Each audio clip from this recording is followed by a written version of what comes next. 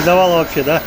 А если вот этой лампочки не будет, то он будет включаться только на больших оборотах, когда ему навалишь обороты. А на маленьких он не будет включаться. Так что надо?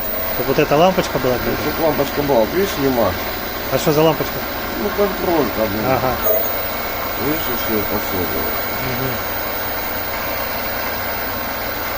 Ну а до этого ты его проверял же, прокручивал?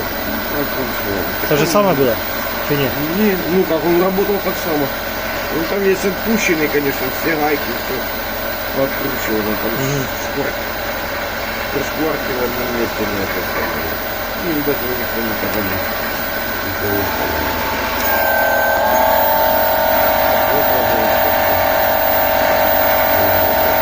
Короче, контролька должна быть подключена, да? Да, контролька там подключается лампочка такая вот маленькая какая-то, понял? Лампочка с одной стороны подается плюс, а другая сторона вот сюда вот идет вот эта клемма. Понял?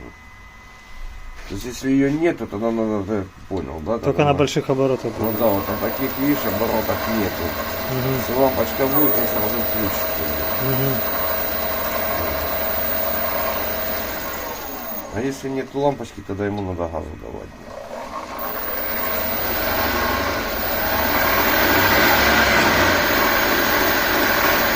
Называется возбуждение на остаточном магнетизме.